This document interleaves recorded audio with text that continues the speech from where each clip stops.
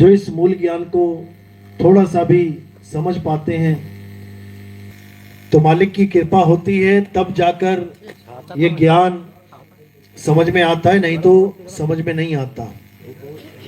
बहुत बड़े भाग होते हैं उन जीवों के जिस पर मालिक मोहर लगाते हैं और ये ज्ञान थोड़ा थोड़ा समझ में आने लग जाता है। नहीं तो युग युग बीत गए, जन्मों जन्म बीत गए, ये ज्ञान किसी को समझ में आया ही नहीं। तंत्र मंत्र जंतर पूजा पाठ हवन यज्ञ ये सब करते करते जन्म बीत गए, युग बीत गए, और आज भी इसी पे विश्वास करके बैठे हैं। लेकिन जो मूल ज्ञान है, जिसको हम आत्मज्ञान कहते हैं, वो जल्दी किसी के समझ में नहीं आता है। और जो हमारी मुक्ति का कारण है वो केवल और केवल मूल ज्ञान ही है। उसके अलावा और कोई ऐसा ज्ञान इस संसार में नहीं जो तुम्हारी मुक्ति का कारण बने। तो इसलिए आज मालिक से अरदास करेंगे कि जो भी भगत मालिक के नाम पे जयकारा लगाएंगे, यानी अगर आपको जीवन का सार समझ में आ गया, शब्दों का सार समझ में आ गया, तो समझ लो कि अब कोई भी ज्ञान, इस दुनिया का कोई भी ज्ञान है, वो अब आपके पूरे समझ में आने लग जाएगा। जीव अवस्था का, शिव अवस्था का, पीव अवस्था का कोई भी ज्ञान आपके सामने कोई भी रखेगा, एकदम समझ जाओगे एक बात कहां की चल रही है। जैसे जो आदमी कॉलेज तक पढ़ लेते हैं, उनके आगे किसी भी क्लास का ज्ञान रख दिया जाए तो वो उसी वक्त बता देगा, अरे तो 5वीं में पढ़ा था हमने, अरे तो 10वीं का ज्ञान है, ये 12वीं में पढ़ा था। यानी हर प्रकार के ज्ञान उसके सामने एकदम खुलासा हो जाएगा उसका। अब 5वीं वाले के आगे 8वीं वाले का ज्ञान रखोगे तो उसको लगेगा बहुत बड़ा ज्ञान है, लेकिन कॉलेज वाले के सामने 8वीं का ज्ञान रखोगे, 10वीं का, 12वीं का, उसके सामने वो कुछ भी नहीं है। इसी प्रकार कई लोग बड़े बड़े पंथों में आकर्षित हो जाते हैं। क्यों? आप देखोगे कि कुछ भी नहीं है उन पंथों में, मात्र 52 अक्षरी नाम का खेल, लेकिन देखोगे लाखों करोड़ों लोग पीछे लगे हुए हैं। कारण क्या है? क्योंकि उनकी बुद्धि का स्तर उतना ही है जितना वो उस ज्ञान को महान मान रहे हैं। और जब इस ज्ञान को समझ जाओगे तब तुम्हें लगेगा, बताओ इनसे बड़े बेवकूफ कोई नहीं है जो करोड़ों की संख्या में केवल 52 अक्षरी नाम के पीछे पड़े हुए हैं। समझो बात को, आज दुनिया में जितने भी पंथ चल रहे हैं, क्या चल रहे हैं ये? कभी अंदर गहराई में जाके देखना क्या है वहां पे? केवल 52 अक्षर की दुकान सजी हुई है। हिंदू है तो राम राम लेके बैठा है, श्याम श्याम लेके बैठा है, हरे कृष्णा हरे राम, ओम नमः शिवाय, ओम नमः भगवते वासुदेवाय, ओम भूर्भुवः स्वः, यही लेके बैठा हुआ है। मुसलमान है तो अल्लाह लेके बैठा है, या फिर या खुदा जप रहे हैं, या फिर नमाज पढ़ रहे हैं। 52 अक्षरों का ही खेल है। ईसाई है तो प्रेयर लेके बैठा है, भजन गा रहा है अपने, 52 अक्षरों का ही खेल है। सिख है तो वाहिगुरु वाहिगुरु जप रहा है, गुरु ग्रंथ साहब को पढ़ रहा है, सब 52 अक्षरों का खेल है। यानी अल्टीमेटली 52 अक्षरों का ही सारा खेल है, और उसी में पूरा संसार रमा पड़ा है। ये जितने भी तुम्हें देश दिखाई दे रहे हैं, इसमें जितने भी तुम्हें लोग धार्मिक दिखाई दे रहे हैं, किसी भी धर्म से जुड़े हैं, ये केवल 52 अक्षरों से जुड़े हुए हैं। धर्म का तो अभी इनको ABCD नहीं पता कि धर्म होता क्या है। तो आज उसी धर्म का खुलासा करेंगे, आखिर धर्म होता क्या है। हम कहने को तो कह देते हैं कि हम धार्मिक हैं, हम सनातन धर्म के हैं, लेकिन क्या हम सच में सनातनी हैं? आज इस पे विचार करेंगे, पता लगेगा कि हम सनातनी हैं भी कि नहीं। तो सबसे पहले क्या समझना है? सबसे पहले हमने धर्म समझना है कि धर्म होता क्या है, सनातन धर्म है क्या। आज उसके नाम पे महाकुंभ लगा हुआ है, कहते हैं 144 साल के बाद, यानी हर इंसान के जीवन में केवल एक बार आता है, वो दूसरी बार नहीं आएगा। आज हम उस कुंभ में जाके, हम स्नान करके, हम पूजा पाठ करके, हम कह रहे हैं कि हम सनातनी हैं। बहुत अच्छी बात है, कहना भी चाहिए, क्योंकि हम हैं ही सनातनी। क्योंकि इस दुनिया में अगर कोई धर्म है पूरे वर्ल्ड में तो वो एक ही धर्म है, उसको सत्य सनातन कहते हैं। लेकिन सत्य लगाने की जरूरत क्यों पड़ी? हमने सुना है सनातन धर्म, आगे सत्य लगाने की क्या जरूरत पड़ गई? आप कोई भी गाड़ी लेने जाओगे, कोई भी ले लो, माना आपने ऑडी ले ली, तो आप कभी ये नहीं कहोगे ये सच्ची ऑडी लेके आया हूं मैं। आपने पल्सर ले ली, ये सच्ची वाली पल्सर लेके आया हूं मैं। आपने कोई भी गाड़ी ले ली, उसके आगे कभी सच्चा नहीं लगाओगे। लेकिन धर्म के आगे, सनातन के आगे सच्चा क्यों लगाना पड़ रहा है? कारण क्या है? कारण क्या है? क्योंकि एक असत्य सनातन धर्म भी है, समझ लो। कहते ना भाई ये मुसलमान, अरे नहीं मुसलमान नहीं, ये सच्चा मुसलमान है, और ये अरे ये नकली मुसलमान है। समझ रहे हो?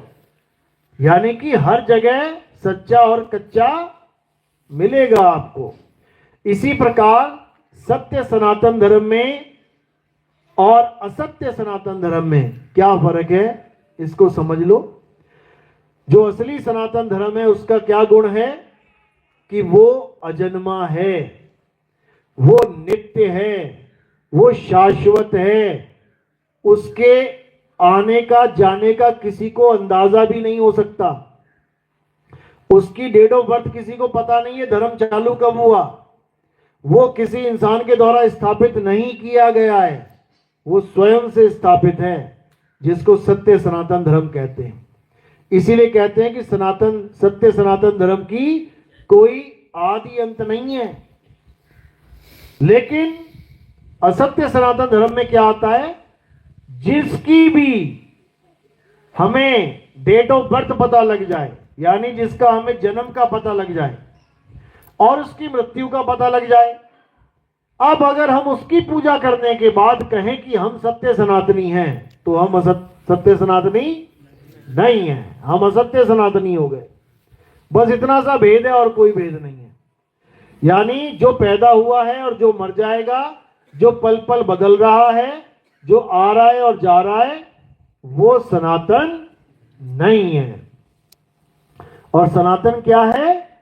जो ना तो कभी जन्मता है ना कभी मरता है, जो कभी बदलता नहीं, वो सदा एक सा रहता है, उसको सत्य सनातन धर्म कहते हैं। और गीता में इसका कहां प्रमाण मिलेगा आपको? अध्याय 2 24वां श्लोक, आप उसको पढ़ेंगे, बिल्कुल क्लियर है। बड़े बड़े संत नहीं बता पाते सत्य सनातन धर्म का मतलब। गीता में स्पष्ट लिखा है, कोई भी चाहे पढ़ सकता है। क्या लिखा है?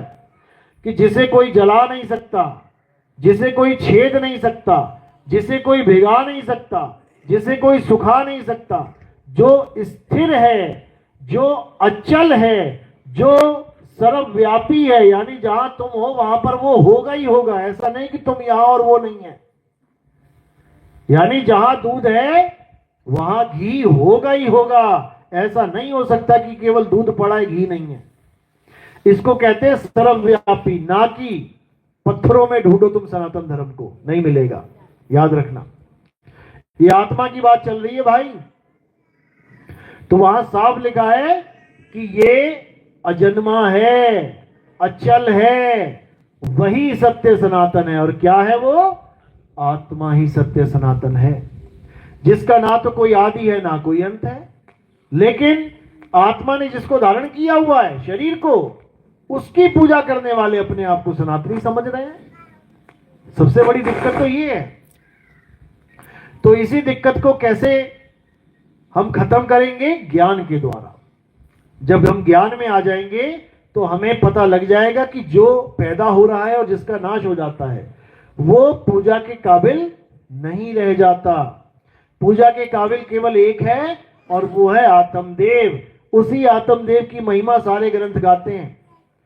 कृष्ण जी भगवान हैं, बिल्कुल हैं, लेकिन वो भी आत्मा की महिमा गाते हैं। अध्याय 2 भरा पड़ा है। अगर वही भगवान है तो आत्मा आत्मा करने की क्या जरूरत है भाई? सीधे भगवान की पूजा कर लो, आत्मा का क्या रोल है? लेकिन नहीं, दोनों पक्षों का युद्ध रोक के अर्जुन को आत्मा का ज्ञान समझाया जा रहा है। कुछ तो कारण होगा मेरे भाई।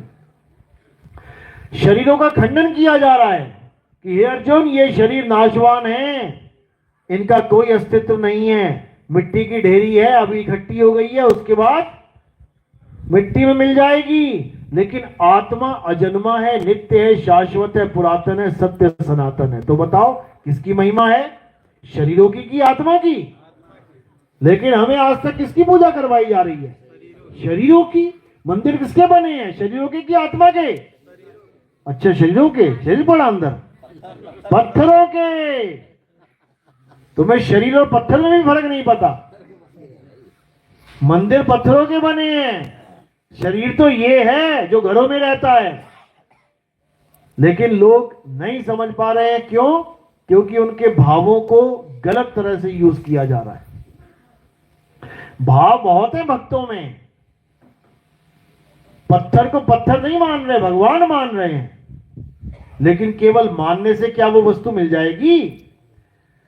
भले तुम कितना मान लो कि मैंने कान में कुंडल पहने हैं, वो सोने के हैं, सोने के हैं, सोने के हैं, लेकिन जब परख करवाने जाओ निकल गया पीतल, तो तुम्हारे मानने से क्या वो पीतल सोना हो गया?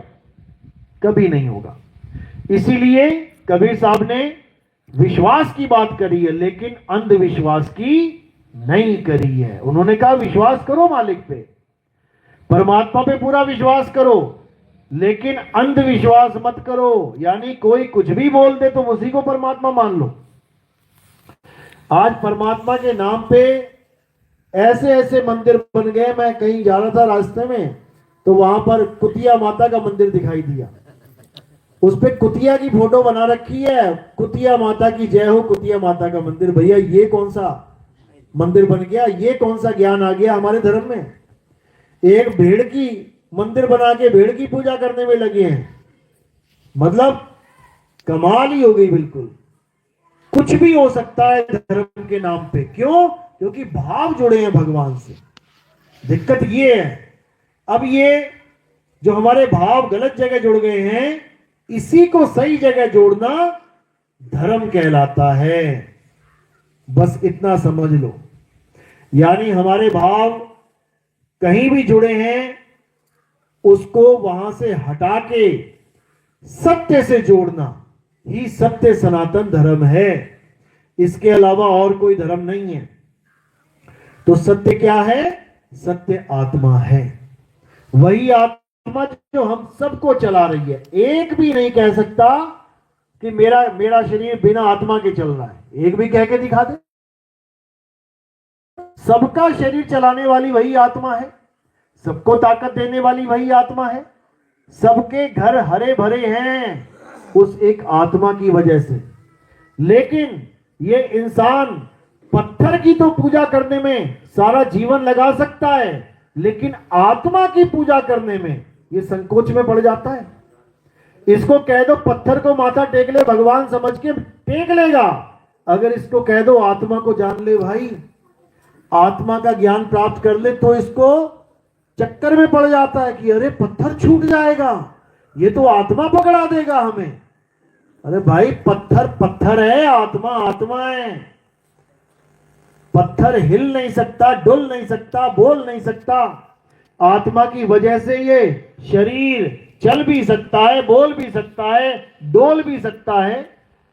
इतनी सी बात समझ में नहीं आती और लोग विरोध करने में लग जाते हैं कि ये कबीर पंथी पत्थर की पूजा छुड़वाते हैं।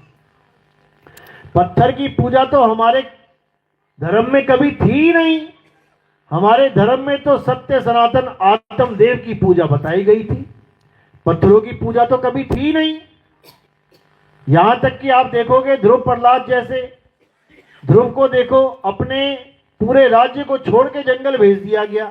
मंदिर कहां होते हैं? राजा के राज्य में मंदिर होते हैं। तो मंदिर तो रह गए राज्य में और वो चला गया जंगल में। तो फिर पत्थर छोड़ के गया है वहां पे वो। अब उसको आगे गुरु मिले, उन्होंने उसको दीक्षा दी, उन्होंने नाम सिमरन किया अपना जो भी दिया। पत्थर नहीं पूजा ध्रुव ने, और उन्हें भगवान ने दर्शन भी दे दिए। तो इसी को समझना है। वो आत्मा की पुकार सुनता है। तो हमने क्या करना है? हमने पहले सत्य को जानना है। सत्य क्या है? सब धर्मों का एक ही सत्य है, पहली बात तो सब धर्म भी कहना गलत है, लेकिन कहना पड़ता है मजबूरी में, क्योंकि सब अपने अपने पंथ को, अपने अपने संप्रदाय को धर्म मान बैठे हैं। सिखों में तो बिल्कुल क्लियर है, आज्ञा भई अकाल की तभी चलायो पंथ। वहां तो बिल्कुल क्लियर है कि सिख कोई धर्म नहीं है भाई, ये पंथ है। तो जब सिख पंथ है तो सब पंथ ही हैं, सब संप्रदाय ही हैं। लेकिन हमें लिखा पढ़ी की वजह से, हमें कानूनी जो हमारे दस्तावेज होते हैं, हमारे दस्तावेज, उसमें हमें धर्म लिखना पड़ता है, हिंदू धर्म, मुस्लिम धर्म, सिख धर्म, तो हमें लिखना पड़ जाता है। नहीं तो धर्म केवल एक है, धर्म केवल और केवल सत्य सनातन धर्म है। उसी को आत्मा, आत्मदेव कहते हैं, वही है हमारा धर्म। उसी को जानना हमारा धर्म है, उसी में लीन हो जाना हमारा धर्म है, उसके अलावा कोई धर्म नहीं है। तो इसी को समझाते हुए कबीर साहब समझा रहे हैं कि प्यासी मोहे देखत आवे हांसी, आत्म ज्ञान बिना नर भटके, कभी काबा कभी काशी। कबीर साहब ने कभी नहीं कहा मंत्र ज्ञान बिना नर भटके, लेकिन आज कबीर साहब के नाम पे दुनिया भर के मंत्र बांटे जा रहे हैं। कबीर साहब वाणियों में समझा रहे हैं तंत्र मंत्र सब झूठ है, और इनमें ना उलझे कोई, सार शब्द जाने बिना कागा हंस ना होए। लेकिन कबीर पंथी ही मंत्र देने में लगे पड़े हैं, ये मंत्र जप लो, वो मंत्र जप लो, यहां तक कि देवी देवताओं के नाम के मंत्र बना के बांटने में लगे हैं। ओम कलियम हरियम शरियम सरियम। बताओ, कोई मतलब ही नहीं है किसी भी देवी देवता का सत्य सनातन धर्म से। सत्य सनातन धर्म केवल आत्मा का ज्ञान है। देवी देवता तो खुद भोग योनियों में भटक रहे हैं, देवी देवता तो खुद भक्ति कर रहे हैं। किसकी कर रहे हैं? जिस दिन ये समझ में आ जाएगा उस दिन वहां से श्रद्धा खत्म हो जाएगी। श्रद्धा किससे जोड़नी है? परम पिता परमात्मा, जो सबका पिता है, जो सबका साहिब है। साहिब सबका बाप है, और बेटा किसी का नहीं, और बेटा होके जन्मिया सो तो साहिब नहीं। तो हमारी जो श्रद्धा है, हमारे जो भाव हैं, ये सत्य से जुड़े होने चाहिए। इसीलिए अर्जुन को बार बार समझाया कृष्ण जी ने। लेकिन वो कोई ज्ञानी पुरुष तो था नहीं भाई, वो एक क्षत्रिय था। उसकी बुद्धि भी क्षत्रिय धर्म वाली थी, यानी लड़ने झगड़ने में हमेशा तत्पर रहना। लेकिन उसको ज्ञान 18 अध्यायों में समझा के, तसल्ली करा के, पूरा बता के कि असली चीज आत्मा है, और तू धनुष बाण उठा और सामने वाले जितने भी दिख रहे हैं सबके शरीरों का नाश कर। एक की भी आत्मा का नाश तू नहीं कर सकता। क्यों? क्योंकि आत्मा अजर अमर अविनाशी है। तेरे ना मारे जाने पर भी, तेरे ना मारने पर भी ये शरीर मरेंगे, ये हमेशा टिक नहीं सकते। इसलिए धर्म के युद्ध में धनुष बाण उठा और प्रहार कर। तो ये इसलिए उठाया क्योंकि वो समझ गया कि आत्मा को कोई नहीं मार सकता। मैं भीष्म पितामह को मारूंगा, लेकिन मैं मारकर भी उन्हें नहीं मार सकता। मैं केवल उनके जो कपड़े हैं, ये वस्त्र पहने हैं जो मिट्टी के, केवल मैं इसको ही मार सकता हूं। और ये भीष्म पितामह है नहीं। बिल्कुल सिंपल, दिमाग में ये बात फिट हो गई, धनुष बाण उठा के दोबारा लड़ पड़े। तो इसी आत्मज्ञान को समझना है, हमने नहीं लड़ना है। हमारे लड़ने का कोई मतलब नहीं है। लड़ाई कब होती है? धर्म युद्ध होता है जब। अब ऐसे थोड़ी नहीं मारने लग जाना है कि किसी की आत्मा को मैं नहीं मार सकता हूं तो सबके गले काटने लग जाएं। ऐसे पाप में जाएंगे 100%, क्योंकि भाव से ही सारी भक्ति होती है, भाव से ही कर्म का फल मिलता है। एक आदमी किसी को गोली मार दे, उसको फांसी हो जाएगी। एक फौजी किसी को गोली मार दे, उसको मेडल मिल जाएगा, क्योंकि भाव से ही भक्ति होती है।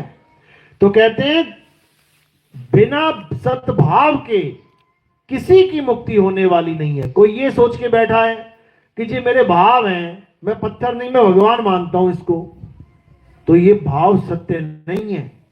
यहां पे तुम्हारी गलती है, यहां तुम्हारा अज्ञान साबित होगा। क्यों? भाव भी सत्य के साथ जुड़े होने चाहिए।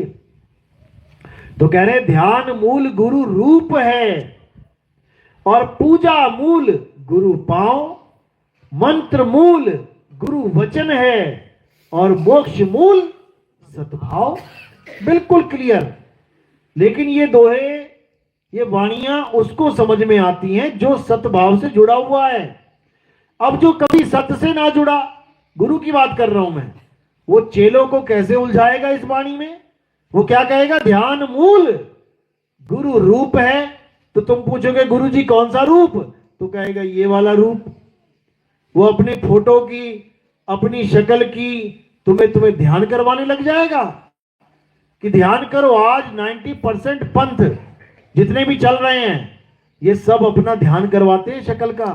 आंखें बंद करो, गुरु जी की शक्ल का ध्यान करो, धीरे धीरे धीरे करते करते गुरु जी प्रकट हो जाएंगे यहां पे। ये है वाणी का सत्यानाश करना। ध्यान मूल गुरु रूप है, पूजा मूल गुरु पांव। इसका मतलब क्या है कि पहले तुम्हें गुरु का रूप समझना पड़ेगा कि गुरु का रूप है क्या। देही रूप गुरु का रूप नहीं है। गुरु का रूप क्या है? शब्द रूप है। ध्यान मूल गुरु रूप है, यानी तुम्हें ध्यान किसका करना है? शब्द गुरु का ध्यान करना है। और कैसे करना है वो समझाया जाता है, तब समझ में आता है। ध्यान मूल गुरु रूप है और पूजा मूल गुरु पांव। अब ये गुरु पांव का मतलब क्या होता है? ये चरण कमल होते हैं। ये चरण कमल कहां है? गुरु एड्रेस बताएगा, तब तुम उसके चरणों पे पड़ जाना, स्थिर हो जाना उसके चरण कमल में। क्योंकि जिसको भी मुक्ति मिली है वो चरण कमल से ही मिली है। आप हनुमान चालीसा भी पढ़ोगे, कहते हैं हनुमान जी अमर हैं, तो हनुमान चालीसा में पहली लाइन क्या है? श्री गुरु चरण सरोज रज निज मुन मुकुर सुधार। तो पहले चरणों की बात करी है, लेकिन ये वाले चरण नहीं है कि कोई कहे कि गुरु जी की टांगें इसके ध्यान करना है। ये नहीं है, वो अलग चीज बताएंगे आपको जब दीक्षा मिलेगी। तो कह रहे ध्यान मूल गुरु रूप है और पूजा मूल गुरु पांव, मंत्र मूल गुरु वचन है। सारे मंत्र खारिज कर दिए। गुरु वचन यानी जो गुरु बोल रहा है, जो तुम्हें समझा रहा है, वही मंत्र है।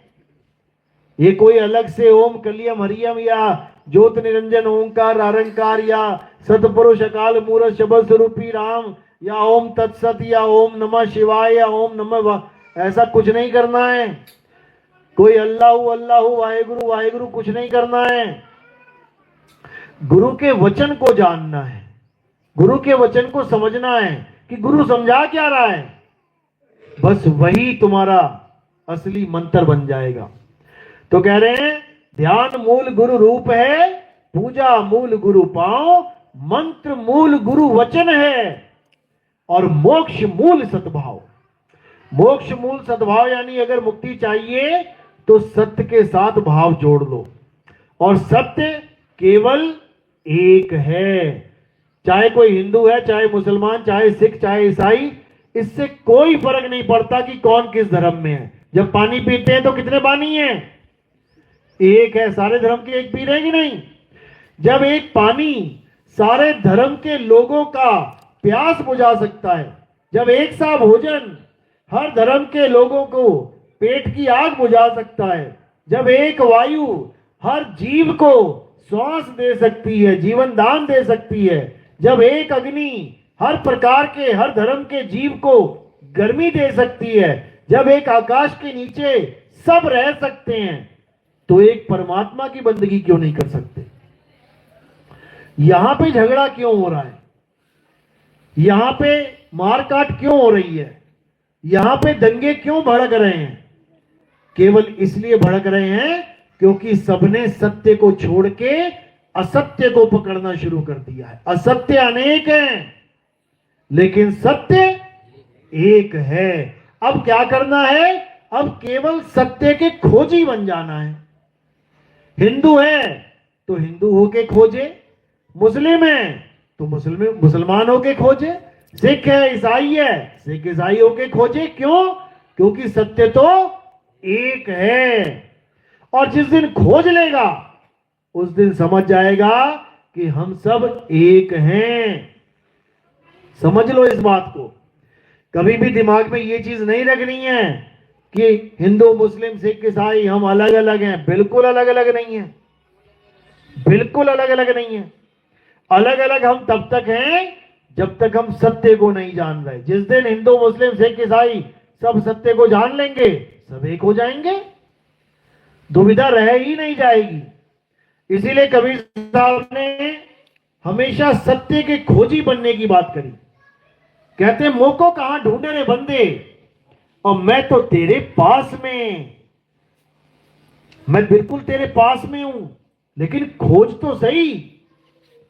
फिर कह रहे हैं ना मैं जप में, ना मैं तप में, ना एकांत निवास में। अब जितना भी जप तप पूजा पाठ ये सब सारे धर्मों का आधार बन चुका है। ये मंत्र जंतर तंत्र ये सब उसके आधार बन चुके हैं हर धर्म के। ये नाम हटा दो, अक्षर हटा दो, सारे धर्मों का खेल खत्म। क्यों? क्योंकि ये अक्षरों को ही जपने को धर्म मान बैठे हैं।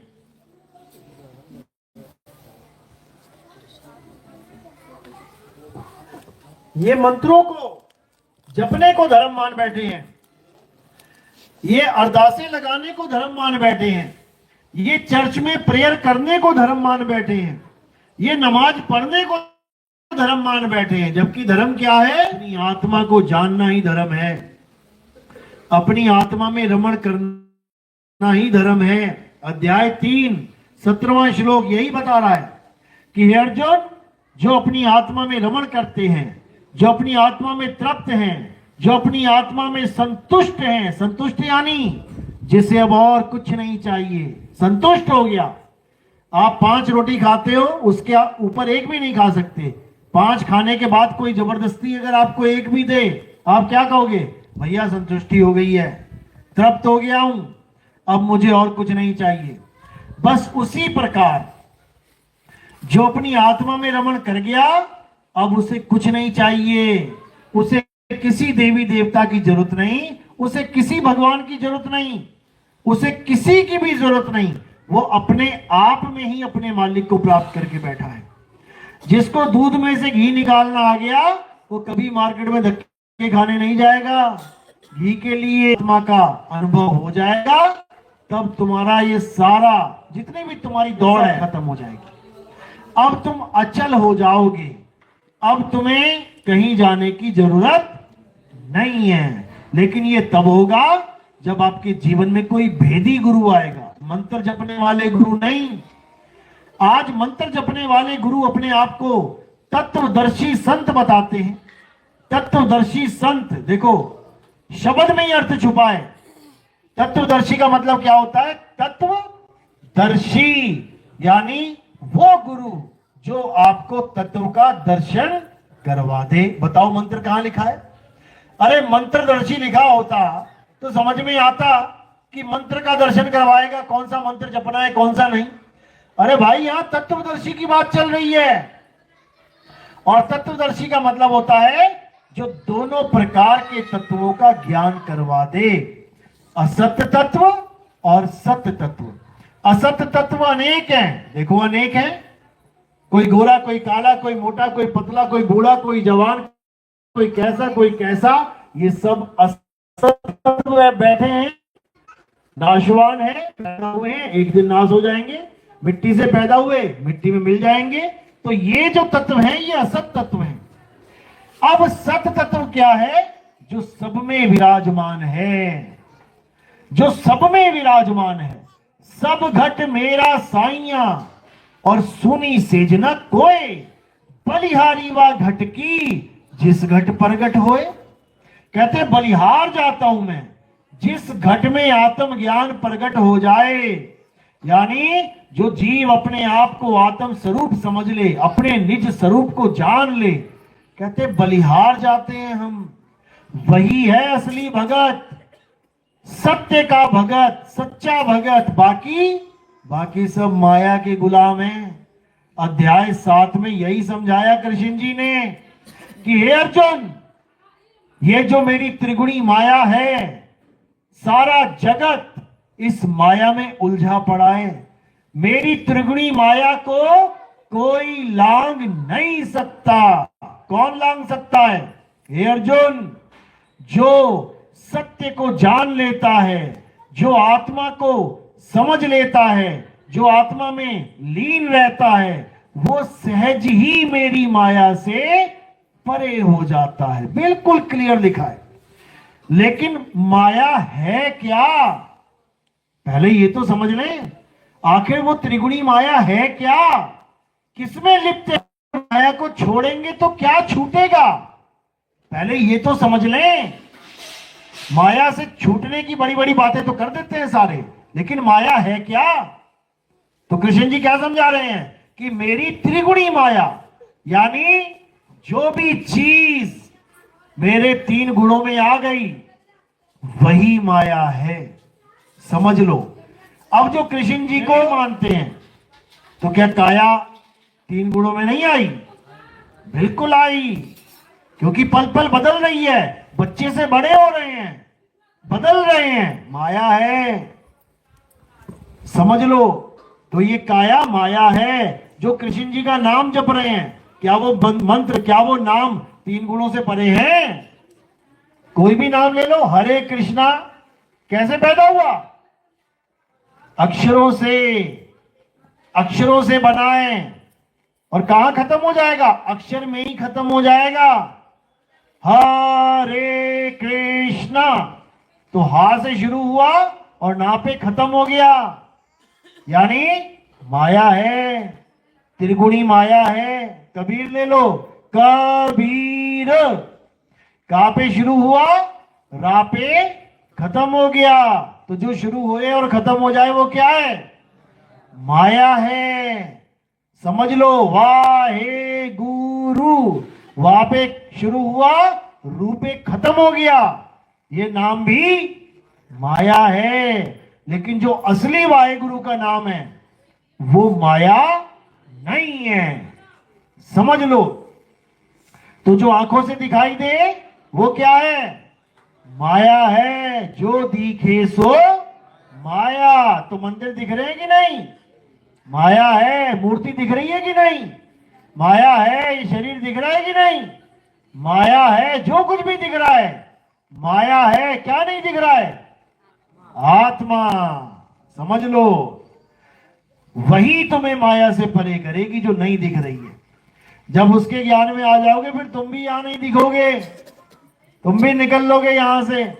इसके अलावा और कोई चारा नहीं है। अगर दिखने दिखाने में फंस गए तो समझ लो कि माया का खेल चालू है। दिखने दिखाने में नहीं फंसना है, इस माया से बाहर निकलना है। तो माया से बाहर निकलने का केवल एकमात्र रास्ता है और वो है आत्मज्ञान। आत्मज्ञान बिना नर भटके, कभी काबा कभी काशी। काबा दिखाई देता है ना, काशी दिखाई देती है ना, माया है। भटक रहे हैं माया में।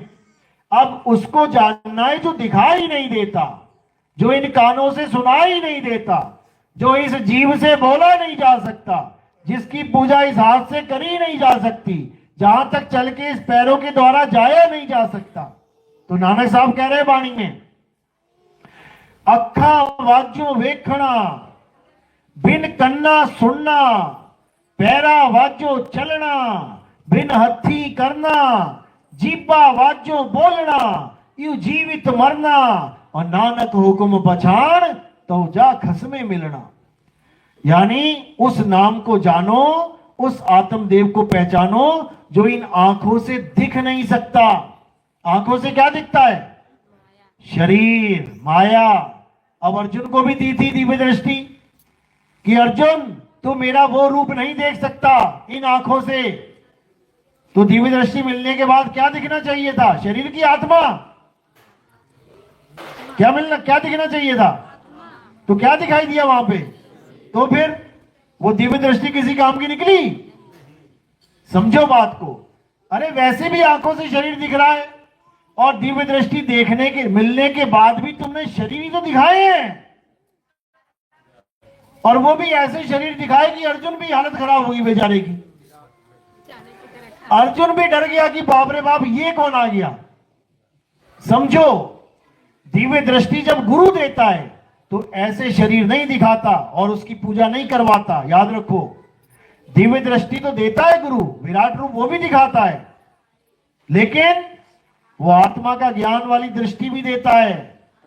वो कौन सी दृष्टि है? किससे दिखेगी आत्मा?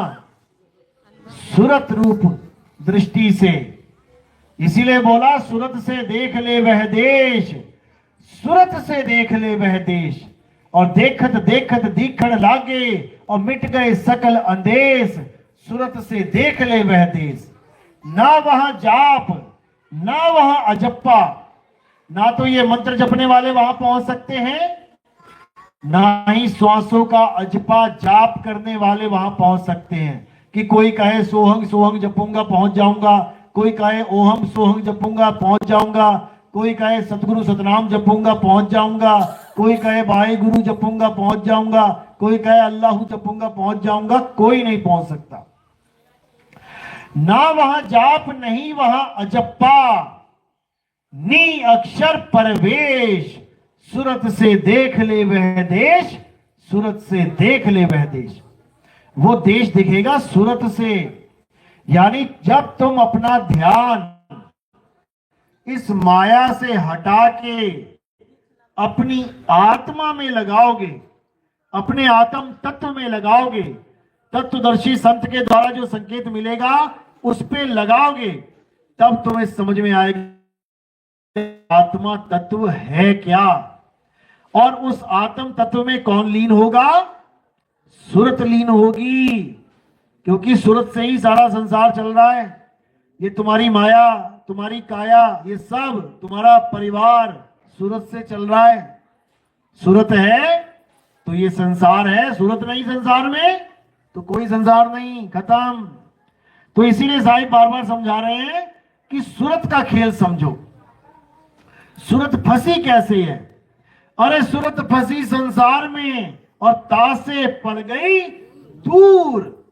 सूरत बांध स्थिर करो, आठों पहर हो। कोई मंत्र नहीं जपना, कोई पूजा पाठ नहीं करना, कोई हवन यज्ञ नहीं करना, कोई नदियों में नहाना नहीं जाके, कोई मंदिर मस्जिद गुरुद्वारे जाने की जरूरत नहीं है, कुछ नहीं करना है। क्या करना है? हे अर्जुन, अपनी आत्मा में रमण करना है, इसके अलावा और कुछ नहीं करना है। अगर अपनी आत्मा में रमण करने के अलावा कुछ और किया तो समझ जाना कि अब फंस गए माया के चक्कर में। अब तुम्हें नाना प्रकार की योनियों में भ्रमण करना पड़ेगा। कभी कुतिया के गर्भ से बाहर निकलोगे कुत्ता बन के, कभी हथनी के गर्भ से बाहर निकलना पड़ेगा हाथी बन के। जैसी मां मिल गई वैसा ही शरीर धारण करना पड़ेगा। आज ये जो शरीर मिला हुआ है, क्यों मिला है? 2 हाथ 2 पैर 2 आंखें नाक कान क्यों मिले हैं? क्योंकि माँ बाप ऐसे मिल गए। और अगर माँ बाप मिल गए होते चींटी मकड़ी तो 6 पैर 8 पैर लेके पैदा हो जाते इस दुनिया में, और कोई पूछने वाला नहीं था भैया तू मकड़ी क्यों बन गया, तू चींटी क्यों बन गया।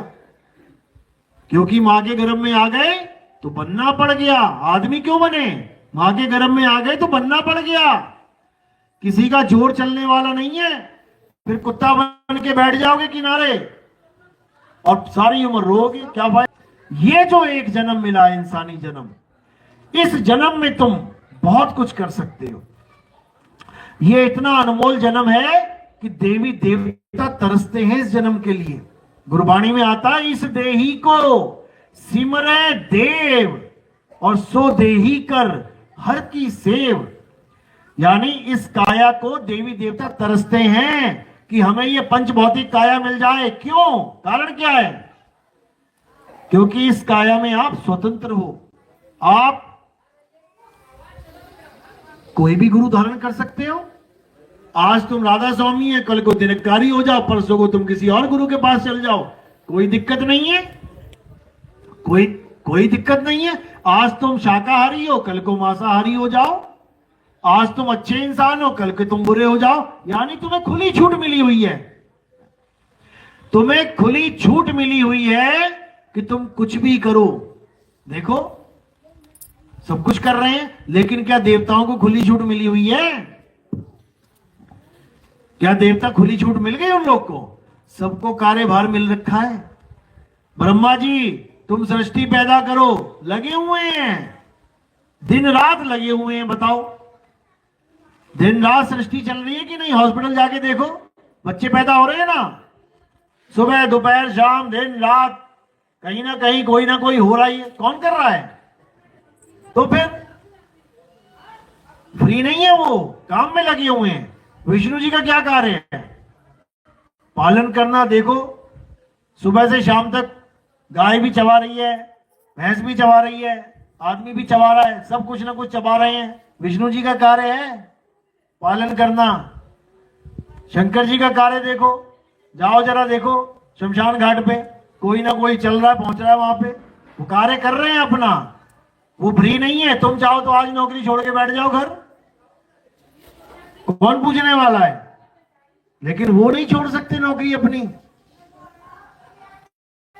एक बार शंकर जी कौन सा काम मिला उन्हें? संहार का। सती माता कूद गई हवन यज्ञ में, जल गई। आ गए शंकर जी वहां पे क्रोध में, कंधे पे उठा लिया, 6 महीने तक घूमते रहे लेके। समझो 6 महीने घूमते रहे लेके। क्या हो गया फिर? विष्णु जी को आना पड़ गया कि भाई ये तो सृष्टि का कार्य रुक गया, ये काम नहीं करेंगे तो आगे कैसे बात बनेगी। फिर क्या किया उन्होंने? 9 टुकड़े कर दिए माता के। क्यों किए? ताकि शंकर जी दोबारा काम पे लग जाएं, क्योंकि इनका कार्यभार है, ये इनका कार्य क्षेत्र है, करना पड़ेगा। लेकिन ये इंसान चोला जो है, ये इतना इंपॉर्टेंट चोला है कि तुम सारे काम निपटा के सदा के लिए मुक्त हो सकते हो, जा सकते हो यहां से। इसलिए देवी देवता भी तरसते हैं और आके यहां पर गुरु धारण करते हैं। विष्णु जी 2 बार आए यहां पे, आए तो कई बार, लेकिन गुरु देखो जो सबसे मेन इंपॉर्टेंट 2 जो उनके अवतार हैं, कृष्ण जी और राम जी के अवतार, जन्म भी लिया यहां आके और गुरु भी धारण किया। सोचो, और आज आम आदमी को बोलो है हमें क्या जरूरत है गुरु बनाने की? बताओ, कृष्ण जी और राम जी को गुरु बनाने की जरूरत पड़ गई और एक आम आदमी को गुरु बनाने की जरूरत नहीं है। क्यों? वो सोच रहा है कि मैं पत्थर पूज के ही पार हो जाऊंगा। पत्थर पूज के पार नहीं होते भाई, पत्थर तो डुबो देता है। कभी ले लेना 50 किलो का पत्थर और पानी में छलांग मार देना, तुम्हें लग जाएगा पता कि पत्थर पार करता है कि डुबाता है। सबसे पहले वही पत्थर छोड़ोगे। तो इसीलिए अपनी आत्मा को जानो, आत्मा में ही परमात्मा का वास है। आत्म ज्ञान ही सबसे उच्च ज्ञान है। आत्म ज्ञान के बिना नर पशु समान है। समझ लो, कुत्ता कभी बिल्ली को आत्मा नहीं समझ सकता, शेर कभी हिरण को आत्मा नहीं समझ सकता। वो तो उसको जानवर मान के, शरीर मान के फाड़ के खाएगा। लेकिन एक आदमी बकरे को भी आत्मा समझ सकता है, गाय को भी आत्मा समझ सकता है, मुर्गी को भी जीवात्मा समझ के उसका भक्षण करना छोड़ सकता है। कितने बड़े भाग हैं आदमी के। यानी वो उस ना दिखाई देने वाली चीज को भी समझ सकता है। इतने बड़े भाग हैं उसके। लेकिन जब तक सदगुरु ना मिल जाए, जीवन में कोई तत्वदर्शी जो नीतत्व का ज्ञान दे वो नहीं आ जाए, तब तक ये जीव बेचारा तंत्रों मंत्रों में ही उलझा रह जाता है। इसीलिए वाणी समझाती है, सोई गुरु पूरा कहाए, 2 अक्षर का भेद बताए, एक छुड़ाए एक लखाए, तब प्राणी निज घर को जाए। बिल्कुल सिंपल क्लियर। क्या करना है? सोई गुरु पूरा कहाए, 2 अक्षर का भेद बताए। ये 52 अक्षर का खा गा ABC अलिफ बे ते पे, इस सब अक्षरों के मंत्रों के जाप जितने भी हैं सब छोड़ देना है, इनको सबको किनारे कर देना है। अब क्या करना है? एक छुड़ाए एक लखाए, अपने आत्म स्वरूप को जानना है, अपने आत्म तत्व को जानना है, तभी तुम्हारा कल्याण होगा। इसी को साहिब ने कई वाणियों के द्वारा समझाने की कोशिश करी। एक नाम को जान के अरे तू जा दे बहा, चंचल से नीचल बया, नहीं आवे नहीं जा। एक नाम को जान के यानी सत्य नाम को जान के यानी सच्चे नाम, निज नाम, अकह नाम, अडोल नाम, अबोल नाम, नी अक्षर नाम, इसको जान के ये 52 अक्षरी नाम को बहा दे, हटा इसको दिमाग से। चंचल से नीचल भया, नहीं आवे नहीं जा। चंचल यानी हिलने डुलने वाला, ये बच्चा बड़ा चंचल है, कभी इधर भागता है कभी उधर भागता है। चंचल से नीचल भया, नीचल यानी अडोल, क्यों? आत्मा अडोल है। अब वो अडोल आत्मा में रमण करेगा और उसमें स्थित हो जाएगा जाके। तो साहिब ने कोई कमी नहीं छोड़ी, लेकिन समझने वाले समझते नहीं और केवल अज्ञानता में ही पूरा जीवन अपना बिता के चले जाते हैं। लेकिन मालिक की कृपा होती है तो साहिब कहते हैं कि एक ऐसा समय आएगा, क्योंकि ज्ञान तो हमने भरपूर दे रखा है। आज कबीर साहब की वाणियां देखोगे दुनिया भर की हैं, लेकिन फिर भी साहिब कह के गए कि ज्ञान तो हमने भरपूर दे दिया, ज्ञान हमने भरपूर बोल दिया, लेकिन इसको खोलने वाला पंथ आगे चल के आएगा। और जब वो पंथ आएगा तो सारे संसार में सतनाम का डंका बजेगा, घर घर होगा बोध विचारा। चाहे कोई हिंदू है, चाहे मुसलमान, चाहे सिख, चाहे ईसाई, सबके घरों में सत्य का बोध विचार होगा।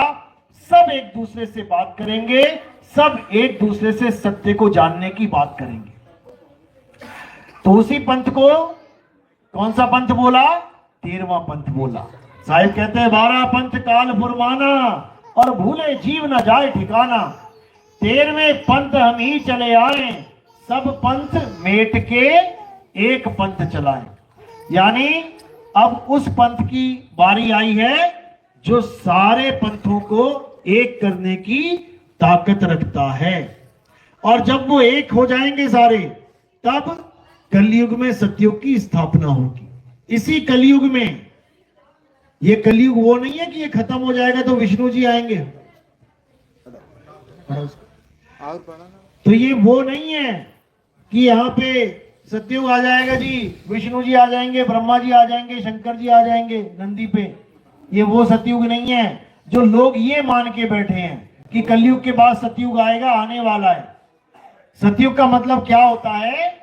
जब अज्ञान का खात्मा हो जाए और सत्य की स्थापना हो जाए, उसको सतयुग कहते हैं। यानी नाना प्रकार की भक्तियां, नाना प्रकार के पूजा पाठ, नाना प्रकार के आडंबर, ये सब खत्म हो जाएंगे और एक सत्य भक्ति रह जाएगी। उसी को कलयुग में सतयुग आना कहते हैं और वो आके रहेगा।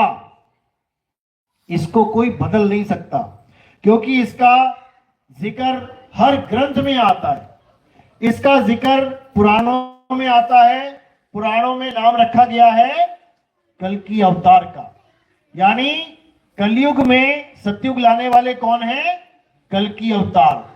यानी पिछले गुजरे हुए अवतारों की पूजा करने की जरूरत नहीं है। कोई राम राम करके, कोई श्याम श्याम करके कहे कि कलयुग में सतयुग आ जाएगा, नहीं आएगा।